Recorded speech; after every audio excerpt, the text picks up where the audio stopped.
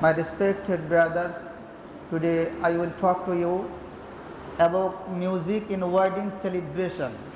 আজকে আপনাদের সম্মুখে আমার আলোচ্য বিষয় হচ্ছে বিবাহ কিংবা যে কোনো বার্থডে সেলিব্রেশন বলেন, যে অনুষ্ঠানগুলো আমাদের গ্রামে বা আমাদের এলাকায়, আমাদের সোসাইটি, আমাদের সমাজে হয়, সেই অনুষ্ঠানগুলোতে গান বাজনা এগুলো করা কি বৈধ কি অবৈধ, কতটুকু শরীয়ত আমাদের অনুমোদন করেছে, এই সম্পর্কে আজকে আলোচনা করব ইনশাল্লাহ। Today's topic is very sensitive but very important. যদিও খুব সেন্সিটিভ একটা বিষয়, তারপরেও খুব ইম্পর্টেন্ট। সো আজকে আমরা আমাদের সমাজের দিকে যখন আমরা সোসাইটির দিকে লক্ষ্য করছি, আমাদের যে কোনো ওয়েডিং সেলিব্রেশন, বিবাহ অনুষ্ঠান মানেই DJ, sound box, dancing, music system. আর এই মিউজিকগুলো এমনভাবে বাজে, আমাদের গ্রামের, আমাদের এলাকার যারা অসুস্থ মানুষ তাদের অনেক কষ্ট হয়, মসজিদের ইবাদতের বিঘ্ন ঘটে, ইমানদারের অন্তরে কষ্ট হয়। আর এই মিউজিকগুলো যখন বাজে, দেখলেই মনে হয় যে কোনো একটা অরাজকতা সমাজে হচ্ছে, মনে হয় না? হয় না? মিউজিকগুলো যখন বাজে তখন মনে হয় কোনো একটা অরাজকতা সমাজে চলছে। আর সবথেকে আশ্চর্যের বিষয় যে এমন অরাজকতামূলক কাজকে আমাদের সমাজ, আমরা, আমাদের সুশীল সমাজ, ভদ্র সমাজ, শিক্ষিত সমাজ, আমরা এগুলোর স্বীকৃতি দিয়েছি, এগুলোকে আমরা স্বীকৃতি দিচ্ছি, আমরা কোনো কিছু মনেই করছি না, এগুলোকে আমরা হালকাভাবে নিচ্ছি। আমরা বলছি উই থিঙ্ক জাস্ট এনজয়মেন্ট, আমরা মনে মনে ভাবছি এগুলো সাধারণত একটা এনজয়, একটা বিনোদন, বিনোদনের জন্য জাস্ট একটু করলাম। দেখেন, প্রশ্ন এই জায়গায় যে আপনি হয়তো বিনোদনের জন্য করছেন, বা আপনার সন্তান বিনোদনের জন্য করছে, বা আপনার নাতিপুতি বিনোদনের জন্য এগুলো করছে, কিন্তু আপনার উপস্থিতিতে করছে, আপনার উপস্থিতিতে আপনার সন্তানেরা, নাতি নাতনিরা নিয়ে আসছে।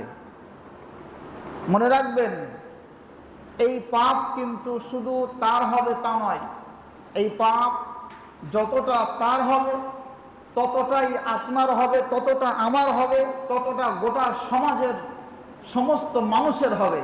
আমাদের এই সমাজ যদি এইভাবে চলে, আমাদেরকে জানতে হবে কোরআন থেকে, আমাদেরকে জানতে হবে হাদিস থেকে, এইগুলোর স্বীকৃতি কোরআন হাদিসে আসে না নাই। চলুন সর্বপ্রথম আমরা আল্লাহর পাকের কোরআনুল কারীমের মধ্যে কি বলেছে আল্লাহ পাক, আমরা সেটা একটু দেখে আসি। আমরা সর্বপ্রথম কোরআনিক গাইডেন্সটা শুনবো ইনশাআল্লাহ। বলেন ইনশাআল্লাহ। আল্লাহ বলছেন, ওয়া মিনান নাসি মান ইয়াশতারি লাহওয়াল হাদিস লিউযিল্লা আন সাবিলিল্লাহ। মানুষের মধ্যে কিছু মানুষ এমন আছে যারা অবান্তর কথাবার্তাকে ক্রয় করছে। এই অবান্তর কথাবার্তাকে ক্রয় করছে কি কারণে? নিজেকে, নিজের বাড়ি, ফ্যামিলিকে, নিজের সমাজকে পথভ্রষ্ট করার উদ্দেশ্যে।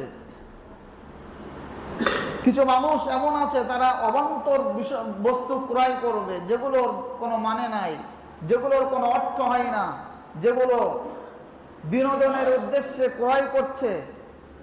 আল্লাহ পাক রব্বুল আলামিন কোরআনে বলছেন, এই সমস্ত মানুষ যারা এই সমস্ত জিনিস, গান বাজনার বাদ্যযন্ত্র, টেপ রেকর্ডার, যারা টেলিভিশন, মুভিজ, সং ইত্যাদি যা কিছু হয়, এই সমস্ত জিনিসগুলো যারা ক্রয় করে, এই সমস্ত জিনিস যার মধ্যে এগুলো শোনা যায়, এই সমস্ত জিনিস যারা ক্রয় করে, তাদের বিষয়ে আল্লাহ পাক পবিত্র কোরআনের আয়াত নাজিল করেছেন।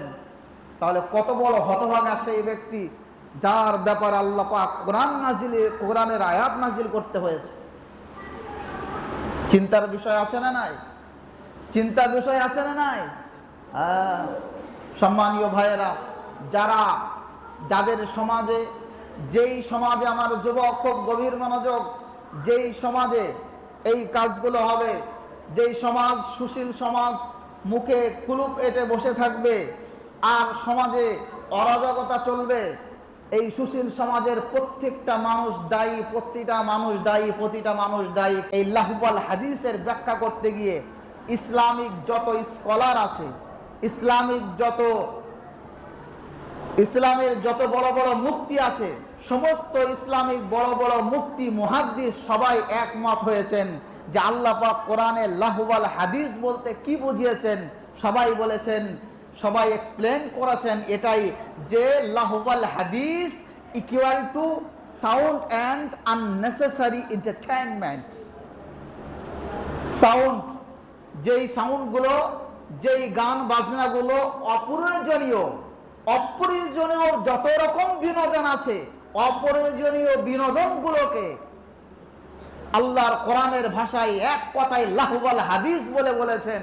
আর আল্লাহ বলেছেন এগুলোকে কিনবা না, এগুলো ভাড়া করবা না, এগুলোকে তোমরা বাড়িতে বাজাবে না, এগুলো বাজালে তোমার রহমত থেকে, আল্লাহর রহমত থেকে তুমি বঞ্চিত হয়ে যাবে। এই অরাজকতা যখন চলে চারটে ক্ষতি হয়। হয়তো কয়টা? চারটে ক্ষতি হয়। এক নাম্বার ক্ষতি যেটা আপনার হবে, যদি সাউন্ড বক্স বাজে, আপনি কখনো অমুসলিমদেরকে নিষেধ করতে পারবেন না। অমুসলিমরা আপনার বাড়ির সামনে দিয়ে পুজোর সময় সাউন্ড বাজাইতে বাজাইতে যাবে, আপনি কিচ্ছু বলতে পারবেন না, কারণ আপনার বাড়িতে বিবাহ অনুষ্ঠানে হয়। সে তো প্রশ্ন করতেই পারে, এটাকে কোরআন হাদিসে আছে? তারা যদি বলে এই কথাটা, তোমাদের ইসলাম ধর্মে কি এটা বৈধ আছে? বৈধ নাই। তারপরেও তোমরা যখন করছো, আমরা মসজিদের সামনে দিয়ে আমাদের দেবদেবীর উদ্দেশ্যে আমরা যখন সাউন্ড বক্স নিয়ে যাই, তোমাদের গায়ে এত জ্বালা বাঁধে কেন? এ প্রশ্ন করতে পারে কি পারে না? Number one.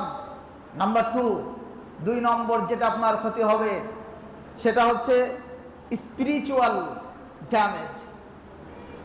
Your heart will be damage. আপনার হার্ট, আপনার আধ্যাত্মিক একটা ক্ষতি হবে, আপনার আধ্যাত্মিক ক্ষতি, আত্মার ক্ষতি হবে। যে আত্মার ক্ষতিটা, এ ক্ষতি পূরণ নয়। একবার যদি ক্ষতি হয়ে যায়, এই ক্ষতি পূরণের কিছু দুনিয়াতে নাই। আপনার হার্টের ক্ষতি হবে, আত্মার ক্ষতি হবে, আপনার আখিরাতের ক্ষতি হবে। Number 2, number 3, time and money wasting. আপনার সময় এবং টাকা দুটোই অপচয় হবে, অপচয় হবে, অপচয় হবে। আর এই দুনিয়ার মধ্যে এই দুটা জিনিস সবচেয়ে মূল্যবান। 1 নম্বর হচ্ছে সময়, আর 2 নম্বর হচ্ছে টাকা। সময় আর টাকা এত মূল্যবান জিনিস, আল্লাহ সুবহানাহু ওয়া তাআলা কোরআনুল কারীমের মধ্যে বলেছেন, এ সময় সম্পর্কে জিজ্ঞাসা করা হবে। তোমার সময় ফালতু কাজে কেন ব্যয় করেছো? তোমার টাকা, হালাল রাস্তায় উপার্জন করা পয়সা তুমি হারাম রাস্তায় কেন খরচ করেছো? এই প্রশ্ন যদি আপনাকে করে, হে যুবক, তোমাকে যদি করে, কাল কিয়ামতের ময়দানে রব্বে করিমের দরবারে কি জবাব দেবে? আমার এই সমাজ কি জবাব দেবে সেদিন? এজন্য 3 নম্বর ক্ষতি হচ্ছে তোমার সময় এবং তোমার অর্থের অপচয়। নাম্বার 4, যেই ক্ষতিটা 4 নম্বরে হবে সেটা হচ্ছে লস অফ বারাকা। সেটা কি বলেন? বরকত নষ্ট হয়ে যাবে। আল্লাহর পক্ষ থেকে বরকত আসে। বরকত কার পক্ষ থেকে আসে? আল্লাহ পাকের পক্ষ থেকে। আপনি জমিতে একটা ধান বুনলেন, এই ধান, একটা ধান থেকে 1000 ধান তৈরি হয়, ধানের শীষ তৈরি হয়। জমিতে একটা গম লাগাইছেন, সেই গম থেকে 1000 গম তৈরি হয়ে গেছে। এই বরকতটা দিয়েছেন যিনি, তিনি কে? আল্লাহ পাকের নবী বলছেন বরকত নষ্ট হয়ে যাবে, বিকজ দ্য বারাকা did not come from sound and music and dancing. মনে রাখতে হবে, বারাকাত যে জিনিসটা সেটা কোনোদিন ড্যান্স থেকে আসে না। বারাকাত যে জিনিসটা সেটা কোনোদিন গান বাজনা থেকে আসে না। বারাকাত did not come from movies. কোনো মুভি দেখে বরকত আপনি পাবেন না। সারা রাত আপনি মুভি দেখছেন, সকালবেলায় কাজে যাবেন, আপনার কাজে কোনোদিন বরকত হবে না। আপনি সারা রাত গান শুনছেন, বাদ্যযন্ত্র আপনার কানের মধ্যে আছে, সারা রাত আপনি জোরে সাউন্ড দিয়ে আপনি গান শুনতেছেন, সকালবেলায় আপনি যে কাজে যাবেন সেই কাজে বেবরকত হবে, কারণ আপনি আল্লাহ এবং তার রাসূলের নাফরমানি করে ঘুমিয়েছেন। কথা ঠিক কিনা? 5 নম্বর যেই ক্ষতি আল্লাহ পাক সূরা লুকমানের মধ্যে বলেছেন, কি বললেন? উলাইকা লাহুম আযাবুম মুহিন। এই সমস্ত কাজ যারা করবে, যারা বিবাহ অনুষ্ঠানে, যারা গান বাজনা, সিনেমা, থিয়েটার, ড্যান্সিং সিস্টেম চালু করবে, আমার আল্লাহ কোরআনে বলেন উলাইকা লাহুম আযাবুম মুহিন।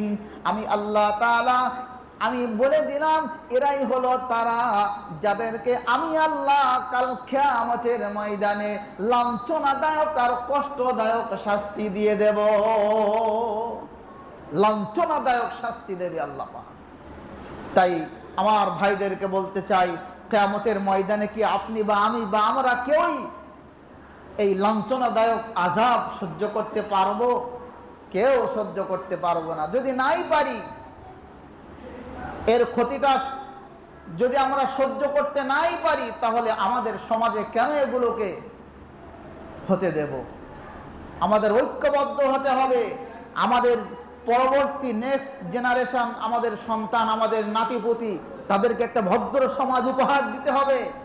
এই ভদ্র সমাজ উপহার দিতে হলে আমাদেরকে সচেতন হতে হবে।